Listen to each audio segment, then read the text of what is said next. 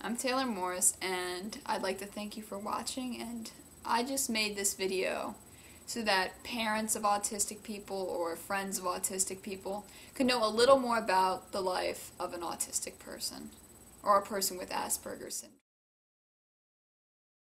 It was akin to being trapped, because most of the skills that people know naturally, I had to be taught.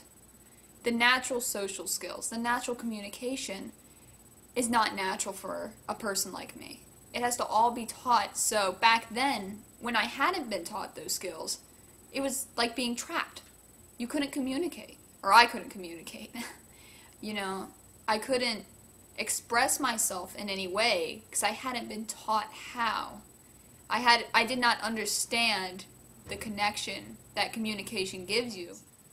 My clearest memory was once when I was actually at a therapy session. I don't remember that, but I remember when I was in there, there was a swing. I enjoyed it so much. It was like amazing for me. It was the coolest thing a 2-year-old could ever do. Be on this swing that swings in all 4 directions, and it's awesome. And I remember they stopped me, the therapist, and the therapist tried to get me to ask for more, to use the sign language more to communicate, to try to get me to communicate, because they could tell I loved being on there, so they were trying to use that as a tool to get me to communicate. Now back then I didn't quite realize this. All I really remember is thinking, wow, this is fun. Oh wait, now they've stopped me. They want something from me. I can't give it to them. I can't do it. I'd say I'm different from most people just in the sense that I have my own world. Like most autistic people, you have that own world that you go to, which most people don't have any concept of. I learn a bit differently than most people in the sense that an explanation that may seem perfectly clear to most people could be extremely confusing to me. The social disconnect. It's a pain, to say the least. I have my friends. I love them very much. They love me very much. But with most people, they can tell there's something different, and I think that almost repels them. And it also repels me from them because I'm the only person I live as. I'm normal to myself. So it's everybody else who seems weird. I have some tactile sensitivities, particularly with fleece. And that's just something I have to deal with every day. I can wear fleece, but I can't touch it on my palms. I don't know why, but my brain just does not let me. It hurts. And so a lot of times what I'll do to work with that is I'll pick it up by either like my fingers, or not my thumbs because they're sensitive too, but like this, just read the tag and see if it's fleece, and then I know, okay, I can't touch this with my hands. So there's things like that you have to work with, but I would say not debilitating, but definitely different. I definitely have issues with sounds as well, particularly 2 things. Sudden sounds. Sudden things. I don't know what it is, but I find in general, autistic people don't get along with things that are sudden, particularly sounds. Any sort of alarm that I don't expect scares me.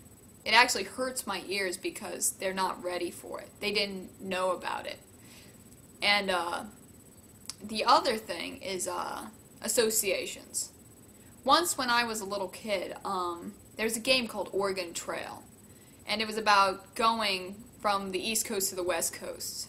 And of course a lot of people died during this journey, so every time a person would die in this game, you would have sad violin music. And the music, it was soft music, but every time that it happened to me, it literally scared me. I would get so freaked out, and it hurt my ears. Even though the sound itself was fine. It was just a violin, but for me, because of the emotions associated with it, I couldn't bear it. My world, the great disconnect. I think most autistic people access their worlds through their repetitive actions. People wonder why they do this, And it's to get in our own world. I mean, I can't speak for everybody, but clearly for myself, that's true. And my way is I tried putting my repetitive habit into something that was normal. Something that didn't look weird. Because I have an awareness that was taught. And so I put it into the form of walking. And there's nothing wrong with walking, so I just walk. And walk a lot, actually. I sometimes pace in my house for up to 3 miles a day, just back and forth through my house.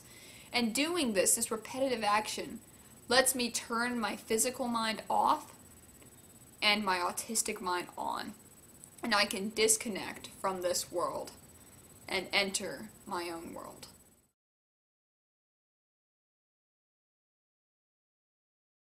It's different from the disconnect that, the quote-unquote disconnect you feel when running, because I think if you ask any runner, you feel a special sense of self, a sense of independence when you run, feel powerful, and you get to know yourself better, but it's not the same as the autistic disconnect, because you're still operating within this world. The autistic disconnect is out of this world. It's your own world that you enter. I'd say the greatest thing for you guys as parents to do is try finding new ways of communicating with them. If something's not working, chances are if you don't take a different approach to it, it's not going to work. You know, it's not an age thing. It's working with their minds to give them the skills so that they can communicate in what's called a normal way. I think the best thing to know is that your child, even if they don't behave, even if they're not being the way you want them to be, realize that they're not trying to be a pain most of the time, I'd say. Realize that they're desperate. They can't communicate. You know, they feel trapped. I think autistic people in some areas are even more successful than most people. They have special talents. You know, we can be productive citizens if you get the early treatment. If it's caused by a problem in their diet, you know, change their diet very early. The worst thing a parent can do is, when they're young and not sure if a child's autistic, deny that they might be autistic. I realize I'm not the norm. I realize that there are many, many cases that seem hopeless. And I'd just like to say, there is hope. I know how hopeless my mom must have been feeling when I was younger, when I wasn't talking, when I was throwing the fits, when I didn't look people in the eye. And I think that, you know, hold some hope. Try new ways. Once you get that one area of them working, one area of communication, I believe it's a domino effect.